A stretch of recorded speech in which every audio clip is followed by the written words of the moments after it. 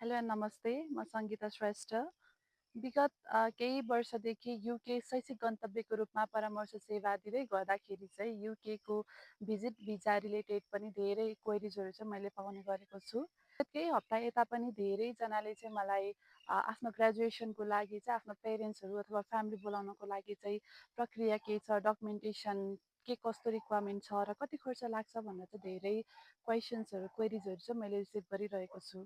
So त्यो सम्पूर्ण क्वेरिजलाई cover गर्दै मैले आज यो भिडियो बनाउन गइरहेको छु। यदि तपाईँ पनि आफ्नो ग्रेजुएसनमा आफ्नो पेरेन्ट्सलाई अर फ्यामिलीलाई चाहिँ युकेमा इन्भाइट गर्न चाहनुहुन्छ भने चाहिँ यो भिडियो अन्तिमसम्म हेर्नुहोला।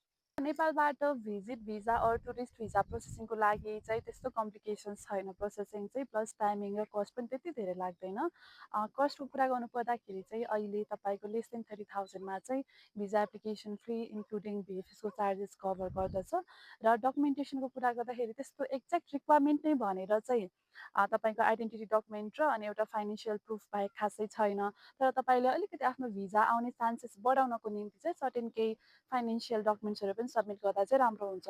सो सिम्पली डकुमेन्ट्सहरू के चाहिन्छ भन्नु पर्दाखेरि चाहिँ एप्लिकेन्टको साइडबाट एटलिस्ट आफ्नो valid ID proof means passport, अनि त्यसै गरी अब आफ्नो अल इन्टायर ट्रिपको लागि चाहिँ आफ्नो एक्सपेन्सेसहरू कभर गर्नको लागि चाहिँ हाम्रो proof of funds means bank balance which has to be at least 30 days mature. अनि त्यस्तै गरी अर्को भनेको चाहिँ अब मेरो नेपालमा चाहिँ राम्रो फ्यामिली र फाइनेन्सियल टाइजअप छ, सो द्याट म चाहिँ पछि युके गएर चाहिँ नेपाल फर्किन्छु नै भन्ने प्रुफ गर्नको लागि चाहिँ हामीले एप्लिकेन्टको नाममा केही प्रपर्टिजहरू छ एनुअल एक्टिभ इन्कमहरू छ भने पछाडि चाहिँ डकुमेन्टहरू चाहिँ सबमिट गर्दाखेरि राम्रो हुन्छ।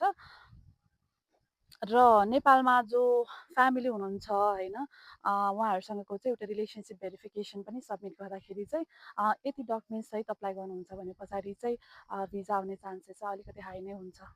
अब स्पोन्सरको साइडबाट चाहिने डकुमेन्ट्सहरू चाहिँ यानि कि तपाईँ जो अलरेडी युकेमा हुनुहुन्छ र तपाईँले आफ्नो ग्रेजुएसनमा चाहिँ आफ्नो पेरेन्ट्सलाई बोलाउँदै हुनुहुन्छ, तपाईँको साइडबाट पनि सर्टेन डकुमेन्ट्सहरू चाहिँ रिक्वायरमेन्ट हुन्छ।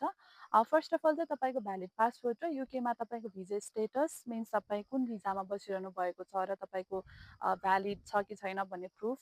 अनि त्यस पछाडि तपाईँले अब ग्रेजुएसनमा बोलाउँदै हुनुहुन्छ भने पछाडि अभियसली युनिभर्सिटीमा तपाईँले डिग्री कम्प्लिट गर्नुभएको कुनै प्रुफ, त्यस पछाडि ग्रेजुएसनमा तपाईँले फर्म भर्नुभएको अथवा युनिले तपाईँलाई ग्रेजुएसनमा इन्भाइट गरेको इन्भिटेसन लेटर, अनि गेस्टलाई पनि तपाईँले बोलाउँदै हुनुहुन्छ भने पछाडि चाहिँ केही युनिभर्सिटिजले चाहिँ गेस्टको नाममा पनि लेटरहरू इस्यु गरिदिनुहुन्छ, त्यो भयो भने अझ बेस्ट।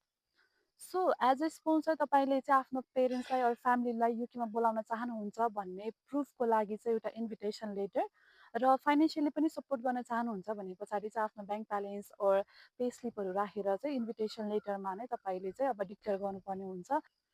सो उहाँहरू चाहिँ युके पुगेर यदि तपाईँसँगै बस्दै हुनुहुन्छ भने पछाडि चाहिँ तपाईँले आफ्नो प्रुफ अफ एड्रेस सबमिट गर्नुपर्ने हुन्छ। अरू होइन उहाँहरू चाहिँ बाहिर होटेलमा अरू लजमा बस्नुहुन्छ भने पछाडि चाहिँ होटेल अरू लजमा बुकिङको प्रुफहरू पनि तपाईँले इन्क्लुड गर्नुपर्ने हुन्छ। And lastly, I would like to thank you all for watching me out. And यदि तपाईँलाई अझ केही क्वेरिजहरू छ, केही क्वेसन छ भने चाहिँ you can comment down or contact me and the number given below. Thank you very much.